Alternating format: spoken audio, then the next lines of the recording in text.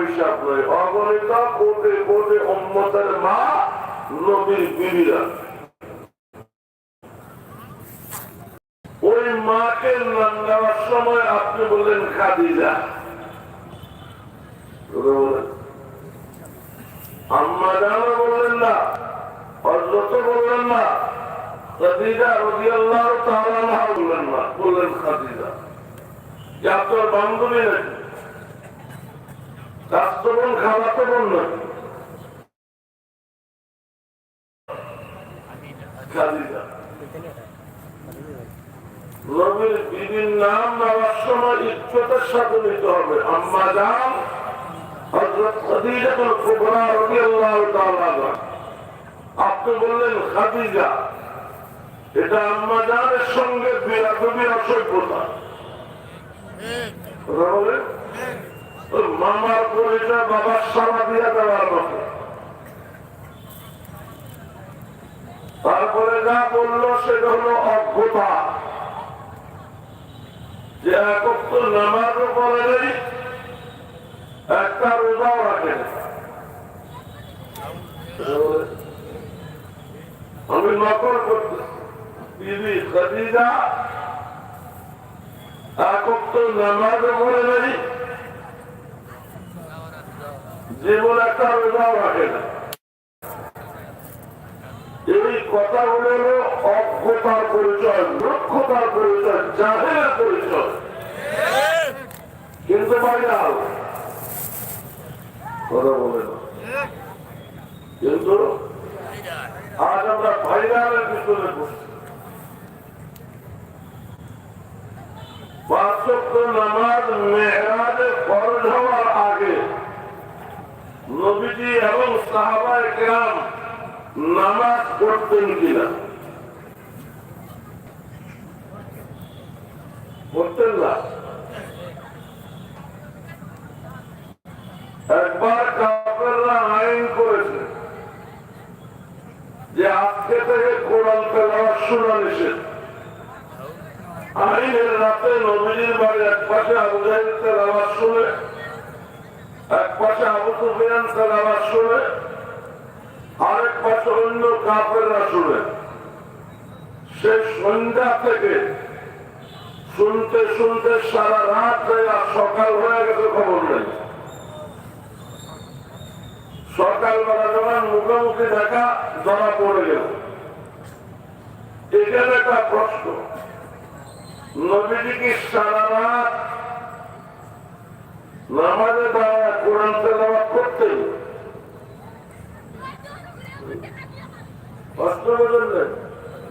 নবীজি কি সারা রাত নামাজে দাঁড়ায় কোরআন তেলাওয়াত করলেন যে এরা শুনতে শুনতে রাত শেষ হয়ে গেল? জবাব হ্যাঁ। ইসলামের প্রাথমিক যুগে নবীজি সন্ধ্যার পরে দাওয়াতের ফজর হইত। নবীর কষ্ট হবে কারণে আল্লাহ পাক সূরা তাহাতে আয়াত নাযিল করেছেন, মা আনজালনা আলাইকাল কুরআনা লিতাশকা।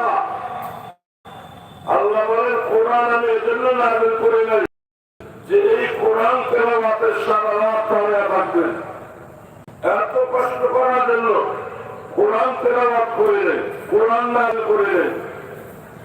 সূরা মুজাম্মিলে আরো পরিষ্কার করে আল্লাহ বলেন, কুমিল লাইলা ইল্লা কালিলা, সারা রাত দাঁড়িয়ে নামাজ পড়ার প্রয়োজন নয়। রাতের কিছু অংশ তেলাওয়াত করলে, কিছু অংশ নামাজ পড়লে হবে।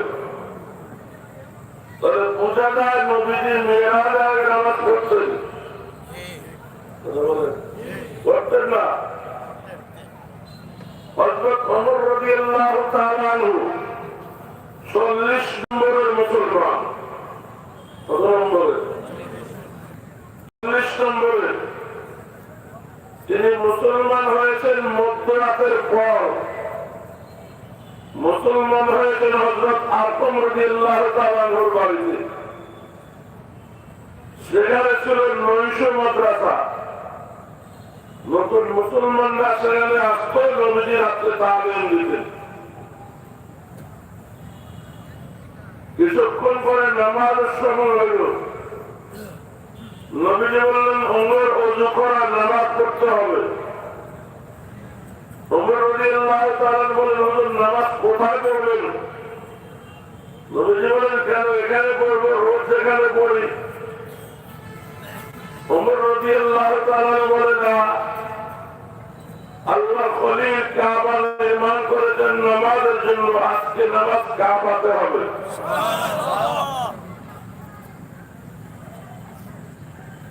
নবীজি সাল্লাল্লাহু আলাইহি ওয়াসাল্লাম মুস্কি হাসি দিয়ে বললেন, ওমর আমিও তো চাই কাবায় নামাজ পড়তে, তোমার জাতি তো সেই সুযোগ আমাকে দেয় না।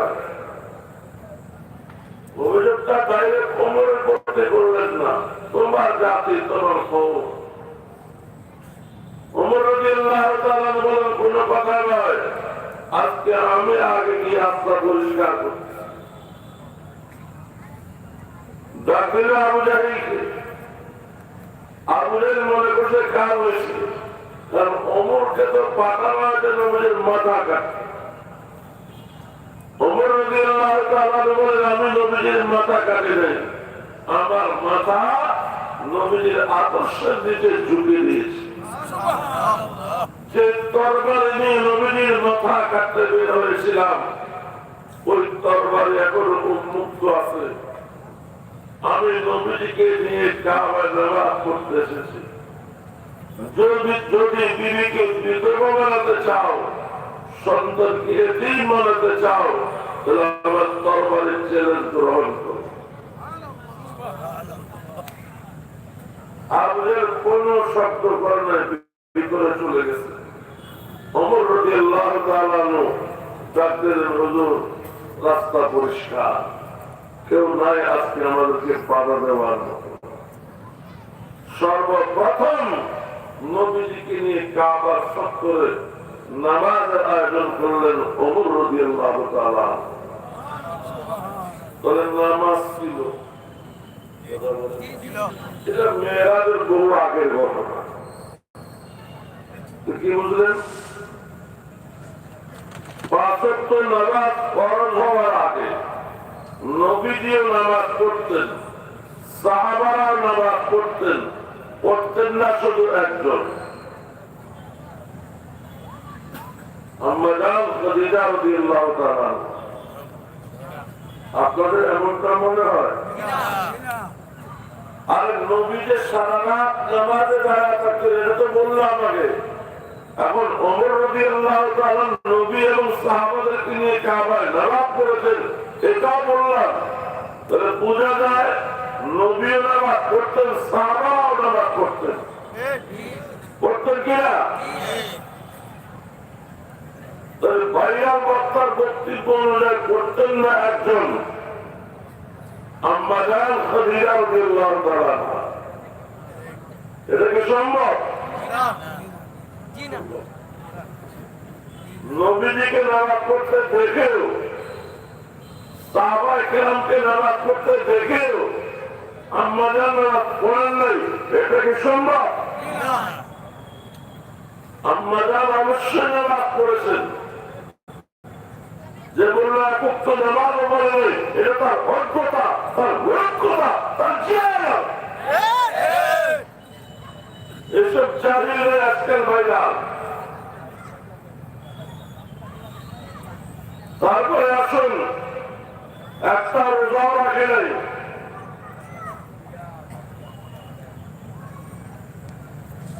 রমজান মাসে রোজা ফরজ হওয়ার আগে, নবীজির নবুয়ত প্রাপ্ত হওয়ার পরে, নবুয়তের আগে 15 বছর, নবুয়তের পরে 10 বছর, 25 বছর আম্মা জান খাদিজা রাদিয়াল্লাহু তাআলা নবীর সংসার করেছেন। কত বছর? তার মধ্যে 10 বছর হল নবুয়তের যুগ। সেই 10 বছরের মধ্যে রমজানের রোজা ফরজ হয় নাই। এজন্য ভাইয়াল বলে খাদিজা একটা রোজাও রাখে নাই। কিন্তু এই 10 বছর নবীজি এবং সাহাবায়ে কেরাম মুহররমের 10 তারিখের রোজা ফরজ হিসাবে রাখতেন। বছরে একদিনের রোজা মুহররমের 10 তারিখের রোজা নবীজি এবং সাহাবায়ে কেরাম ফরজ হিসাবে রাখতেন। পরবর্তীতে রমজান মাসে রোজা ফরজ হওয়ার পরে নবীজি বললেন ফরজ হিসাবে আমরা রমজান মাসে রোজা রাখবো, আর মুহররমের 10 তারিখের রোজা নফল, যার মনে চায় রাখো, যার মনে চায় ছাড়ো। তাহলে মুহররমের 10 তারিখের রোজা খাদিজা রাদিয়াল্লাহু তাআলার জীবদ্দশায় 10 বছর নবীজি রেখেছেন, সাহাবারা রেখেছেন, রাখেন না শুধু আম্মাজান খাদিজা। রাখতে মনে হয় বলেন একটা কিছু বলেন তোর পারিবারের অজ্ঞতা না বললো একটাও দাও রাখে না। এত আম্মাজানের নামটা নিয়েছে অসংখ্য ভাবে, অমাত্র ভাবে, তারপরে যে তথ্যগুলো বলেছে পরে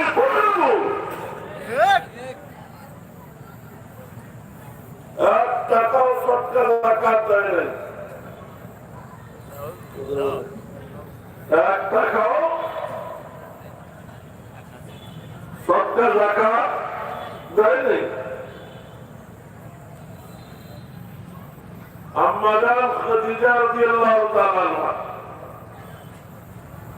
মক্কার সেরা ধনী ছিলেন, সেরা ব্যবসায়ী ছিলেন। তার ব্যবসায়িক মালামাল বহনকারী ওট যখন লাইন দেখত কয়েক মাইল লম্বা লাইন হইত। কত বড় ব্যবসায়ী! নবীজি নবুয়ত হওয়ার পর সমুদায় সম্পদ নবীজিকে অক্ষ করে দিলেন যে আবার সম্পদ চাই না।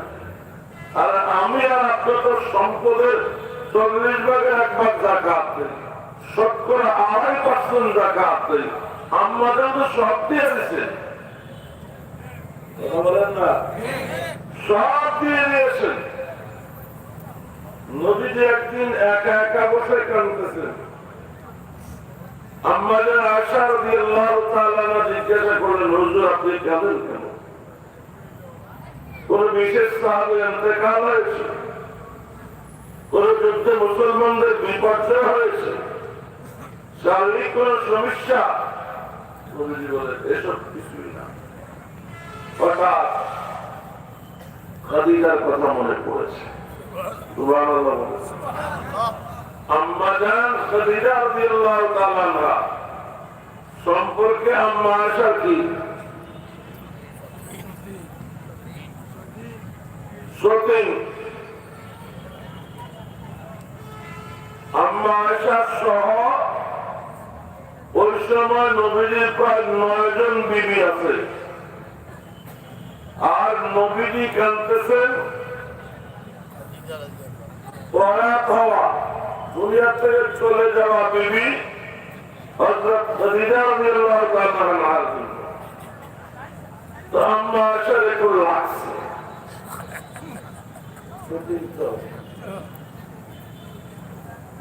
তো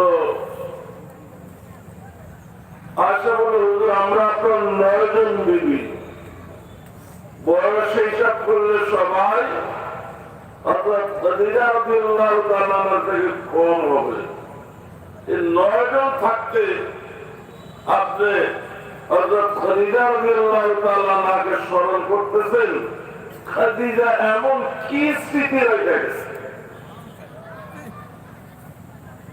বুঝলেন, যে স্মৃতিগুলো স্মরণ করে আপনাকে কাঁদতে হচ্ছে। নবীজি বলেন, আয়েশা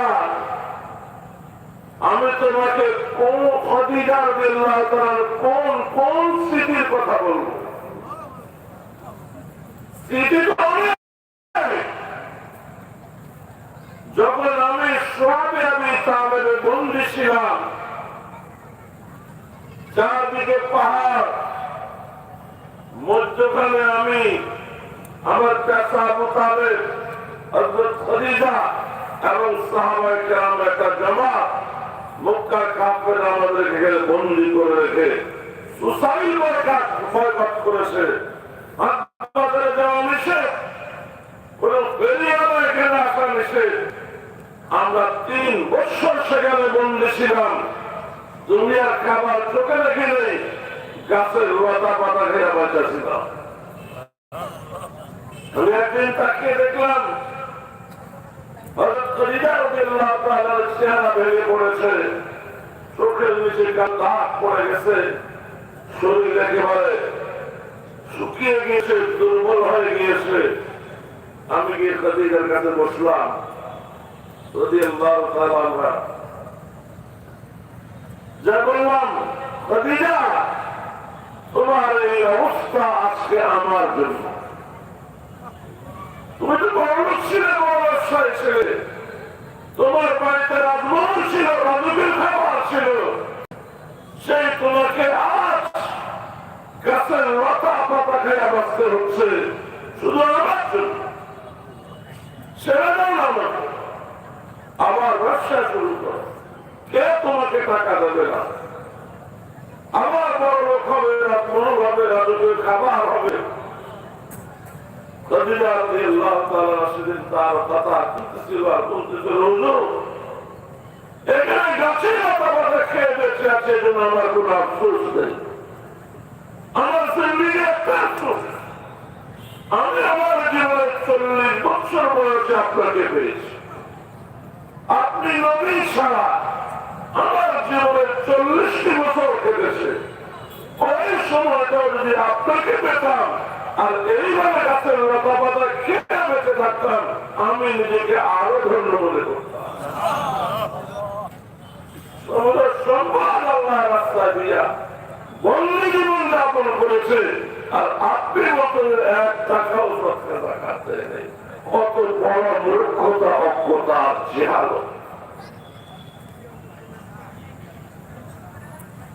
ওই মহিলা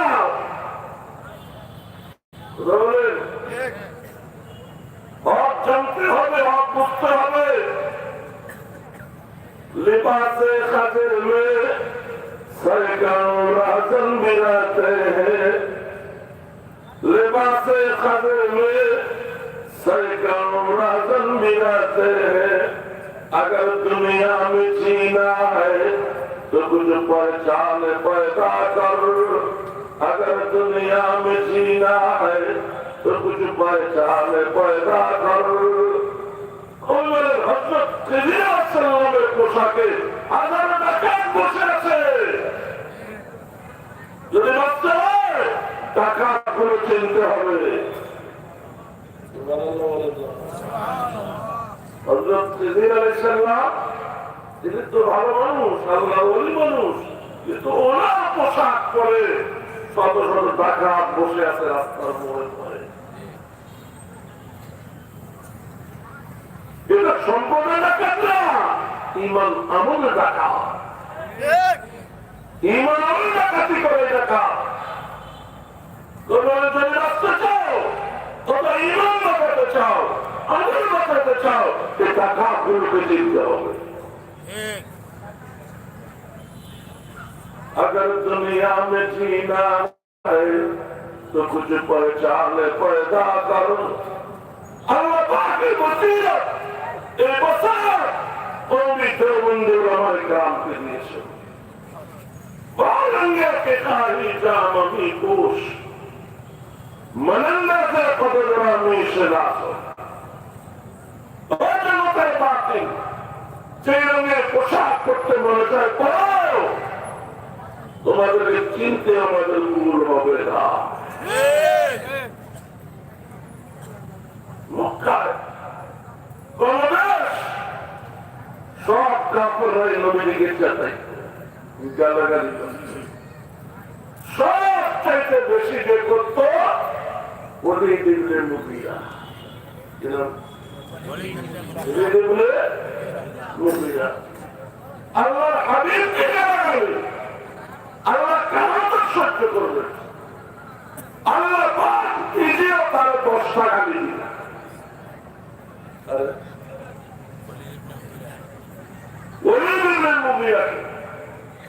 আল্লাহ গালি দিয়েছেন মানে আল্লাহ পাক ওলিদ ইবনে মুগীরার 10টা কুচরিত্রের কথা বৎসবারের কথা কোরআনে বলে রাসূল সাল্লাল্লাহু আলাইহি ওয়াসাল্লাম কয়টা 10টা ওলিদ দেখলো 9টা তার মধ্যে মিথ্যা তার মধ্যে মিথ্যা আল্লাহ যেভাবে বলছে ঠিক সেই চরিত্রটা তার মধ্যে আছে 10 নম্বরটা সম্পর্কে ওলিদ জানে না 10 নম্বরটা হলো জামিন উতুল্লিম বাদা যালিকা জামিন জামিন মানে তুই চালস মিথ্যাবাদী দখলখোর গীবতকারী মানুষের দুর্নামকারী এবং 9টা বলার পরে শ্রেষ্ঠ বংশের সর্বশেষ পরিচয় তুই চালস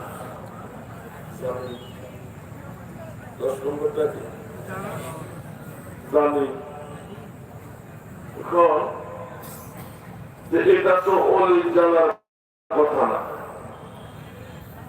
জানে কে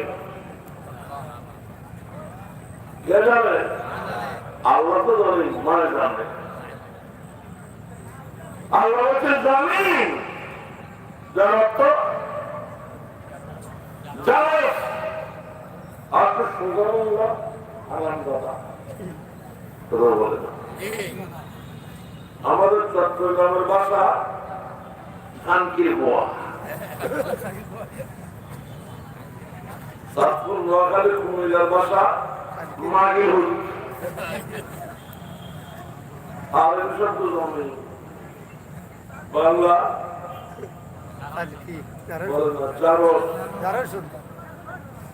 কাঁচা বাংলা আরামদাদা চট্টগ্রামে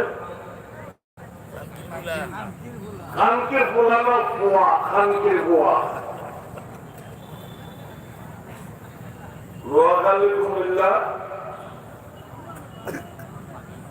মাগির হুট উত্তর আর আপনাদের গেলে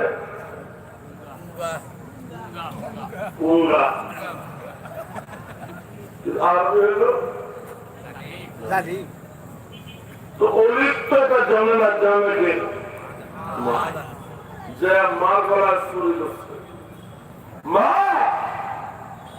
মোহাম্মদের কথা আমার 10টা কুচরিত্রের কথা বলেছে আমি 9টা রোগ পেয়েছি 10 নম্বরটা হাকিকত তুমি জানো বলো আমার জন্ম রহস্য কি না পোষায় দিব মাথা বেড়ে যায় আর বলছে না তোর বাবার দজভঙ্গ ছিল আমার কি দোষ তোর বাপে বুঝেন না আমার বাসা দজভঙ্গ মানে কাপুরুষ বউয়ের কাছে দুর্বল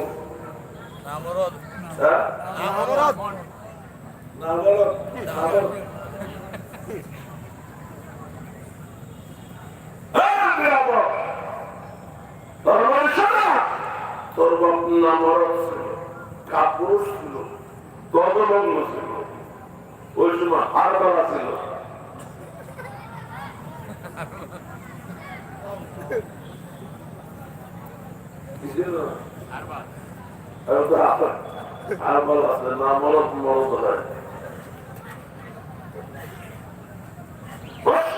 তুই থাকি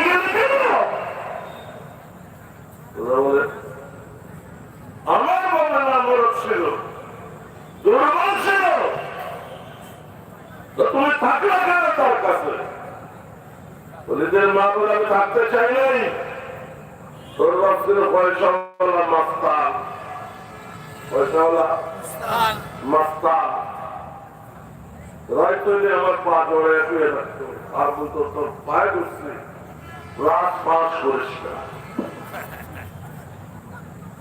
গোপন তথ্য প্রকাশ করেছিল তোর টাকা পয়সা সোনা তারা যা লাগে আমি দেবো চাহিদা অন্যদের আমিটা কিন্তু পরিচয় আমার বলতে এরপরে বলতে যদি না শুনিস আমার আরেক পরিচয় মাস্তাম কথা বলে নিরুপায় আমি এখানে দেখে গেছি কথা বলেন আল্লাহ দাবি বলি তার মায়ের কাছে গিয়ে সত্য পাইল এটা কোরআনের বর্ণনা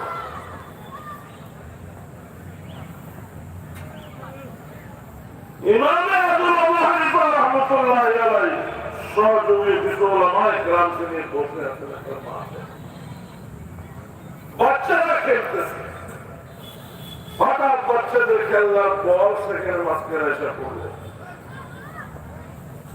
কোন বাচ্চা সাহস করে না এত বড় বড় আলেম যখন বিখ্যাত ওদের মাঝখানে যায় বলটা নেব একটা বাচ্চা বললো বল কি হবে আমাদের আমাদের বল আমরা নেব এখানে বল কি আছে আগে অনুরোধ করেন দেখে আমাদের বল দেন ইমামে আযম আবু হানিফা রাহমাতুল্লাহ বলেন এতজন উলামায়ে কেরামকে এভাবে অবজ্ঞা করে এইভাবে দুঃসাহসিকতার সাথে বলটা নিয়ে যাওয়ার চাকরিয়ানি কথা না কোন প্রকার আদব লেহাজ ছাড়া নিশ্চয়ই বাচ্চাটা জানি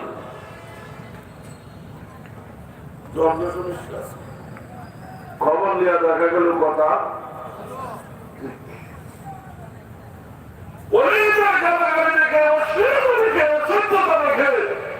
আল্লাহ তাকে জানিয়ে বলেছে উনি সেটা প্রমাণ পেয়েছে ইমাম রাহমাতুল্লাহি আলাইহি উনি যখন বাচ্চার ভিতরে অসভ্যতা দেখলেন উনি তাকে জানিয়ে মন্তব্য করলেন সেটা প্রমাণিত হয়েছে আর যদি কেউ এই ধরনের অসভ্যতা করে নবীর বিবিদের নাম আদরের সাথে নিতে না জানে খলিফাতুল মুসলিমিনদের নাম আদরের সাথে নিতে না জানে নবী রাসূল সাহাবায়ে কেরামের সমালোচক হয় তাকে যদি কোনো বুজুর্গ জানিয়ে বলে খানিকের পর বলে এটা সত্যি মাত্র বাস্তব হইল সমাজগত সঠিক এত সমালোচনা করতে হয় না তো চরিত্র বদলাইলে তো হয়ে যায়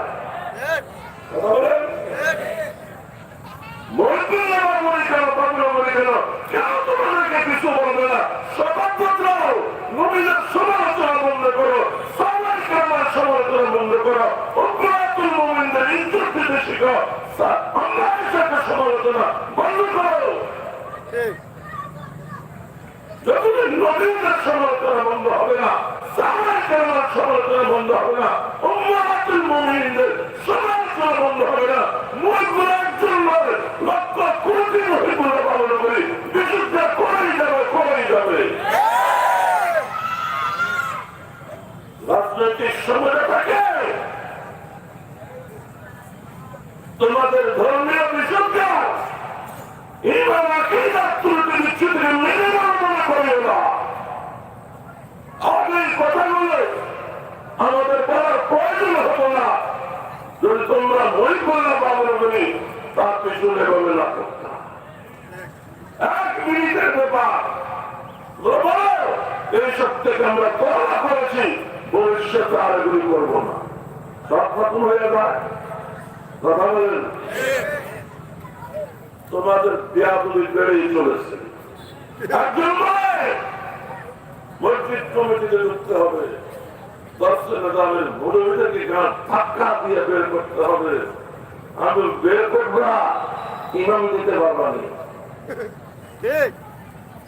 আমাদেরকে বের করবা মসজিদের ইমাম লাগবে আছে ইমাম কথা বলেন না আছে আমরা চ্যালেঞ্জ দিতে পারি 10 নেতাদের বলবো না 100 জন ইমামতের যোগ্য তোমাদের 100 জনে 2 জন পাওয়া করি পারবানি 4 লক্ষ মসজিদের ইমাম দিবা মুসলিমদের নামাজ তৈরি হবে না বাক্যে বাড়িতে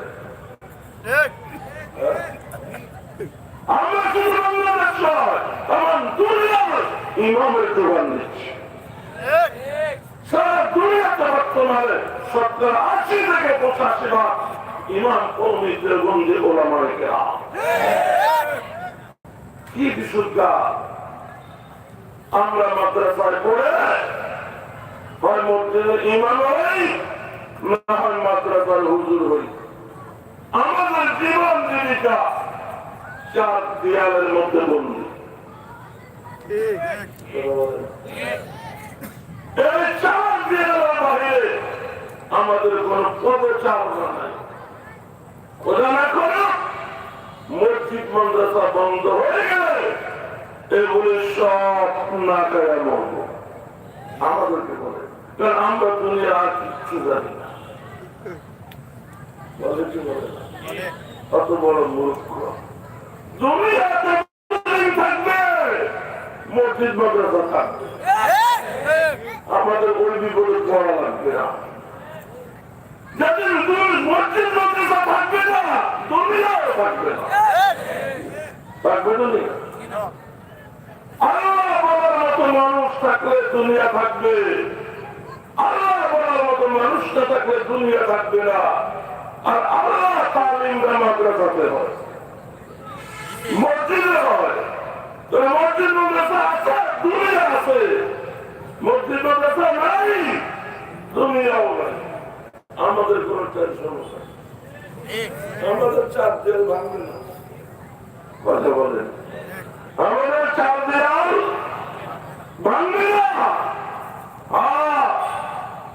থাকি আমরা 4 দেয়ালের ভিতরে, নজর আমাদের সারা দুনিয়ার উপরে। অফিসার সাহেব অফিসে বসে থাকে, বিশাল অফিসের হাত কোনায় কোনায় সিসি ক্যামেরা আছে, অন্য অফিসে বসে সারা অফিস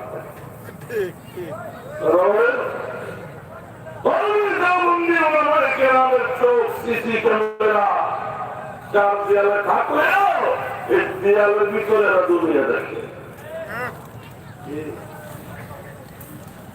দেয়ালের ভিতরে দুনিয়া দেখে। যখন ইসলামের ঘরে কোন আঘাত আসে, নবীর উপরে আঘাত আসে, সাহাবায়ে কেরামের উপরে আঘাত আসে, কোরআনের উপরে আঘাত আসে, আল্লাহর উপরে আঘাত আসে, সুন্নাহর উপরে আঘাত আসে, যুদ্ধ হয়ে যাবে ময়দানে নামে, এদের নাম কওমি দেওবন্দি। কতগুলোর বিরুদ্ধে কারা? আমরা। তাসলিমের বিরুদ্ধে কারা? আমরা। নাস্তিকদের বিরুদ্ধে কারা? আমরা। জমির বিরুদ্ধে কারা? মূর্তির বিরুদ্ধে কারা? আমরা। সর্বশেষ বাউলদের বিরুদ্ধে আমরা। সারা দেশে এখন বাউলদের বিরুদ্ধে সংগ্রাম হচ্ছে।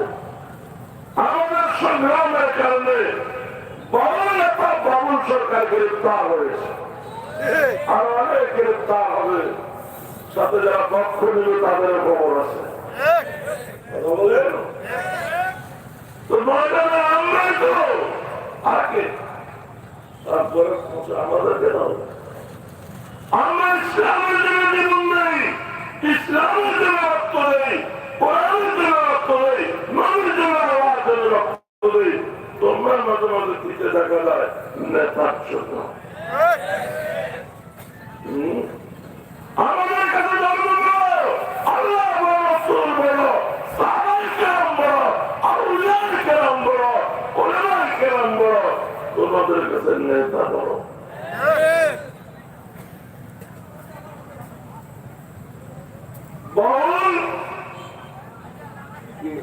আবুল কালাম বাউল ওর সম্প্রদায়ের নাম। বাউল মানে মুখ বস্তা, এটা রাখার জিনিস, বলে দেওয়ার জিনিস। পেশা বস্তা রাখার জিনিস, ফেলে দেওয়ার জিনিস। ওদের নাম বাউল মানে পেশা। ওদেরকে সমাজে রাখা যাবে না, দুর্গন্ধ ছড়াবে।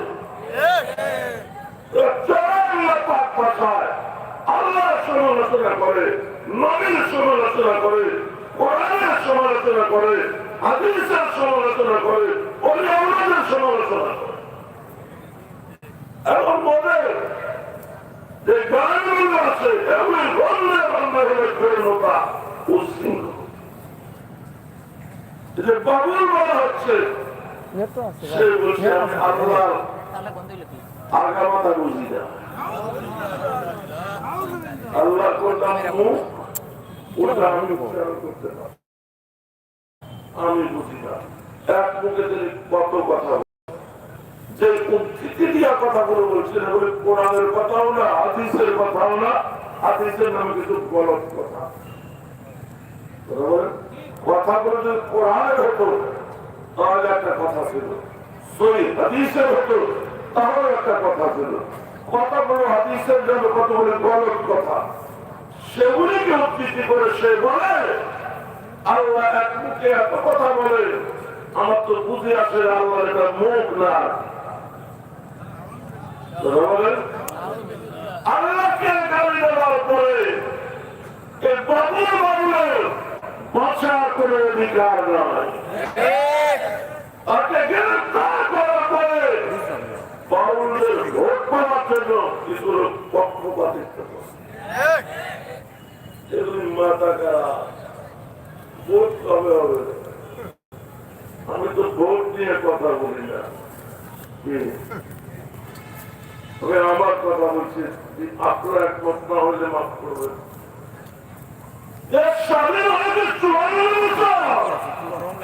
ভোটের সরকার ছিল মাত্র 15 বছর, 39 বছর ভোট ছাড়া সরকার। সামনে ক্ষমতা যেতে ভোট লাগবে বা ভোটে যে দেওয়া যাবে এর বলছি আপনার। 2011 সালে ভোট কেন্দ্রে যখন গেলাম সবাই ইজ্জত করে নিল, হুজুর আসেন বসেন ভোট দেন। তারা যারা আল্লাহ রাসূল সাল্লাল্লাহু আলাইহি ওয়াসাল্লাম 10,000 সাহাবায়ে কেরামকে নিয়ে মক্কা বিজয়ের জন্য রওনা হলেন। মক্কা থেকে একটু দূরে থাকতে সন্ধ্যা হয়ে গেছে।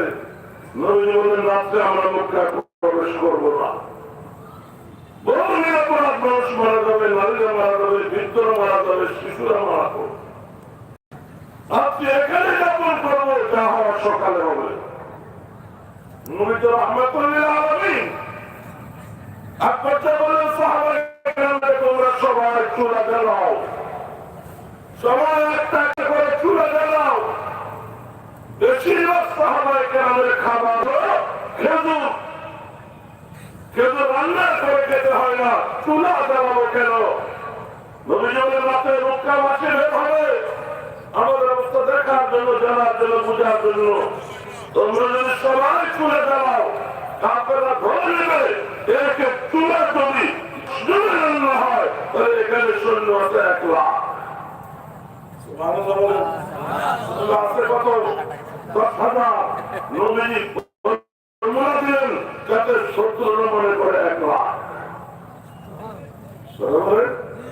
যাতে 70 মনে করে 1 লাখ।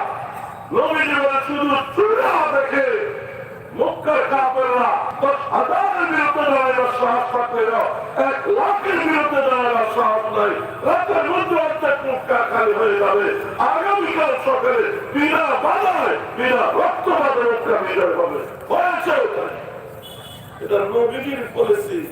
আপনার দেশ পলিসি দিয়েছেন যাতে 70 মনে করে 1 লাখ। সাহাবীকে দেখেন মুআতার যুদ্ধে নবীজি 3 জন সেনাপতির নাম ঘোষণা করেছেন আর বলেছেন এই 3 জন শহীদ হয়ে গেলে 4র্থ সেনাপতি তোমরা নিজেরা বানাইয়া নিবা। যায়েদ ইবনে হারেসা, জাবের ইবনে তালেব, আব্দুল্লাহ ইবনে রাওয়াহা রিদওয়ানুল্লাহি তাআলা আলাইহিম, এই 3 জনের নাম বলছেন। এই 3 জন শহীদ হয়ে গেলে 4র্থ জন তোমরা মশওয়ারা করে বানাইবা। লড়াই চলছে 3 দিন পর্যন্ত, হাড্ডাহাড্ডি লড়াই। কাফেরদের পরাজয় হয় না, মুসলমানদের হয় না। কাফেররা সেনা মুসলমান নদীরা এর মানে 3 জন সেনাপতি শহীদ। চতুর্থ সেনাপতি নির্বাচিত পরামর্শক্রমে কে হল? খালিদ ইবনে ওলীদ রাদিয়াল্লাহু তাআলা। এই সেনাপতিরা কি করলেন ভালো করে বুঝুন। আমি জানি এই কথা বলা অনেকে পছন্দ নয়, তবু বলে যাচ্ছি না, হয়তো আমি থাকবো না, এই কথাগুলো আপনাদেরকে দেখাবে। অনেক দূরের সাথে বলছি। খালিদ ইবনে ওলীদ কি করলেন?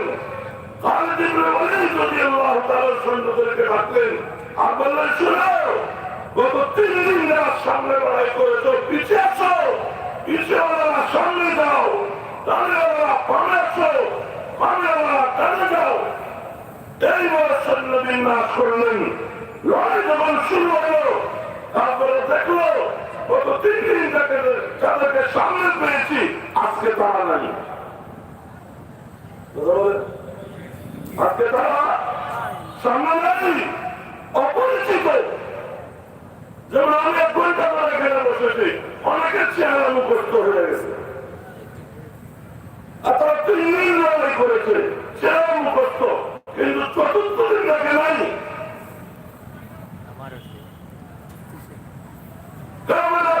ভাবতে লাগলো মনে হয় মুসলমানদের সেনা দলের নতুন সৈন্য এসেছে, মনে হয় নতুন সৈন্য এসেছে। এতদিন তারা ছিল, আমরা ছিলাম, লড়াই সমানে চলছে। আর যদি নতুন সৈন্য আসে, ওদের শক্তি বেড়ে গেছে, আমাদের শক্তি যাই ছিল তাই আছে, আমরা তো আজকে আর পারবো না। মনোবল ভেঙে গিয়েছে, কাফেররা পরাজিত হয়েছে, মুসলমানরা বিজয় হয়েছে। বলুন এখানে ফর্মুলা কি? এখানে একই ফর্মুলা। সৈন্যতা আসছিল তাই আছে। খালিদ ইবনে ওলীদ এমন ফর্মুলা দিয়েছেন যাতে শত্রু মনে করে বেশি আছে। নবীর ফর্মুলা শত্রু যেন মনে করে বেশি, আর খালিদ ইবনে ওলীদের ফর্মুলা শত্রু যেন মনে করে বেশি। এবার আসেন আমাদের ফর্মুলা। আমরা সংখ্যা আছে 1 লাখ, উদাহরণস্বরূপ বলছে 1 কোটিও হতে পারে। আমরা সংখ্যা আছি 1 লাখ, ভাগ হয়েছি 10টা, গড়ে 10,000। কত বলে দেখেন, একবার কালের সঙ্গে পিটাপিটি, এবং শত্রু আমাদেরকে গড়ে 10,000।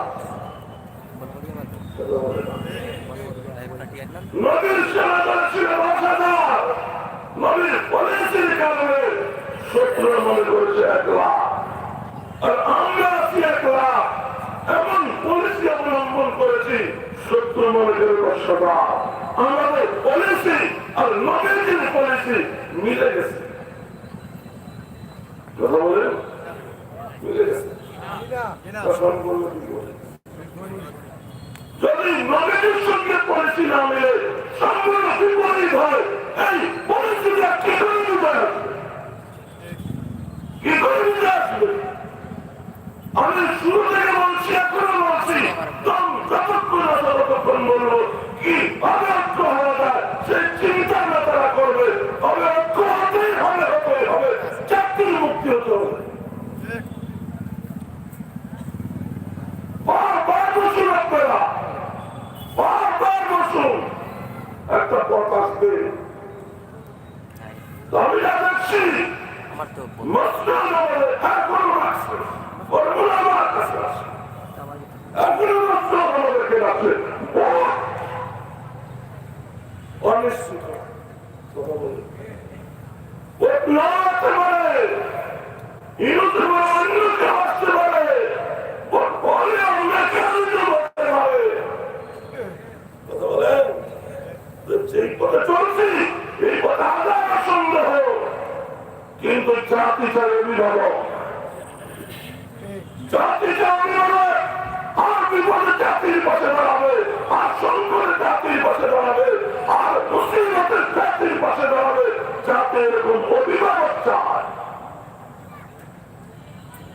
সে অভিভাবক হওয়ার যোগ্যতা শেখুল হিন্দের সন্তানদের আছে, যা আফগানিস্তানের শেখুল হিন্দের সন্তানরা দেখা যাচ্ছে।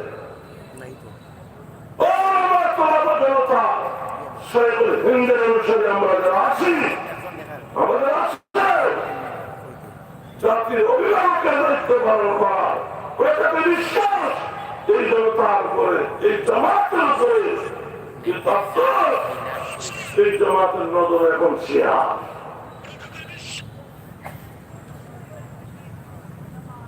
আল্লাহ পূজার তৌফিক দান করুন। আমিন। কথাগুলো যেভাবে রাখলাম ভাববেন। একটা বিষয়, মুক্তাদি যে কেউ হতে পারে, ইমাম আলেম হওয়া লাগে।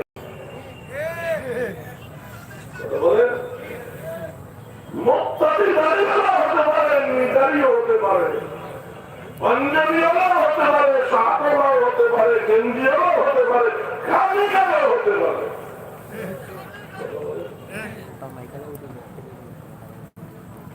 কোরআন পড়ুয়া হতে পারে, নন পড়ুয়া হতে পারে, ইমাম কোরআন পড়ুয়া হতে হয়। ইমাম বস্ত্র পোশাক পরা হতে হয়, পাঞ্জাবি কাদিকা হতে হবে।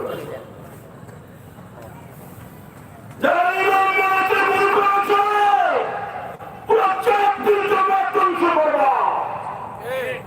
কথা বলেন, যারা ইমাম বানাতে ভুল করেছ, পুরো 4 দিন জমাকে ধ্বংস করবা। ওদেরকে চিনল, জানো, ওরা তারা যারা ওদের যুদ্ধ হাতে গিয়ে নবীজির সঙ্গ ত্যাগ করেছে। তুমি ইমাম বানাও, রক্ত দেওয়ার সুযোগ দাও, ওরা করতে যাবি, ইমানতে দিয়া তোমার মতো দেখবে মুক্তানি হইয়া ওরা জমাতের নাম আসে। কথা বলেন না কেন? ইমাম যদি কেরাত ভুল হয় আর শুদ্ধ একজন যদি এসে একতেরা করে, ওরা জমাতের নাম আসে। এরকম বুঝতে পারলে ওরা মসজিদে ইমাম আছে, কেরাত পড়তে পারে কিন্তু ভুল। ওই মসজিদে যদি সহি পড়ার মতো কেউ এসে একতেরা করে, ইমামের নামাজ শেষ, মুক্তাদির নামাজ শেষ, যে পড়াচ্ছে তার নামাজ শেষ। তার মানে কি ইমাম যোগ্য হওয়ার যোগ্যতা রাখে না। আল্লাহ তোমাকে ইমামের যোগ্যতা দিয়েছে, কে বলেছে মুক্তাদি হইতে, কে বলেছে তোমাকে মুক্তাদি হইতে? কথা বলেন, তুমি বলে মুক্তাদি কোথায় হইলাম? ইমাম কাকে বানাইলাম? আর সামনে যে থাকে এটা তো সবাই ইমামই বলে। কথা বলে না, সামনে যে থাকে এক কাতার, 2 কাতার, 3 কাতার, কাতার আছে, সবাই আলাদা আলাদা নামাজ পড়তেছে, কিন্তু একজনকে ইমামতের জায়গা দান করেছে। এখন যদি নামাজটা জামাতে না হয়, মানুষ বলবো ওইটা ইমাম। কথা বলে না, পরিষ্কার করতে পারে। 5 কাতার আছে, বলে 8 কাতার আছে, নামাজ পড়তেছে সবাই নিজে নিজে, জমাতে না। যদি ইমামের মুসল্লায় ইমামের মুসল্লায় এখন নামাজ জমাতে না হইলেও ওইখানে যেটা হলো তারই বলবে ইমাম। তারই বলবে ইমাম। তুমি ইমাম বানাও নাই, ইমাম তো হইয়া রয়েছে। কি তুমি ইমাম বানাও না, ইমাম তো হয়ে আছে। অর্থাৎ সাবধান, সাবধান। শরীরকে অনেক বড় কথা বলছি, এই ইমাম পুরো জামাতে নামাজ শেষ করবে, পুরো জাতির ভাগ্য নষ্ট করবে, নাশ করে দিলে জাতিকে, যেভাবে ইরানে করেছে শিয়ারা। সাবধান, সাবধান। যে ইরানেও এই সুবিধার দেশে ইসলামের বাক্স চাই, শিয়া সুন্নি ভাই ভাই বিরোধী নাই, একবার পাওয়া যাওয়ার পরে আর ভাই ভাই থাকে নাই, ভাই ভাই থাকে নাই। আমি দিল থেকে বলতে চাই, কে বলেছে বাংলার ইতিহাসে একটা শেষ নির্বাচন? কথা বলেন, এই নির্বাচনে একটা কিছু বলে আনতে হবে। এই দায়িত্ব আপনাকে কে দিয়েছে যে আরো সব একাকার করে ফেলবে? বুঝলেন না আমার কথা? এই নির্বাচন হয় কিনা সন্দেহ, করার সন্দেহ, মেকানিজম হয় কিনা সন্দেহ। এই নির্বাচনের পরে আরো বহু নির্বাচন হবে। আমরা পারি না, আমাদের সন্তানরা পারবে, তারা পারবে না, তাদের সন্তানরা পারবে। আমাদের লাইন ঠিক রাখতে হবে।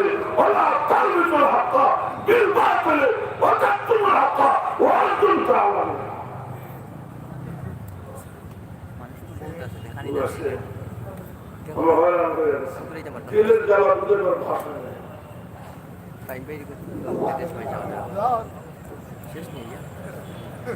واخر دعوانا الحمد لله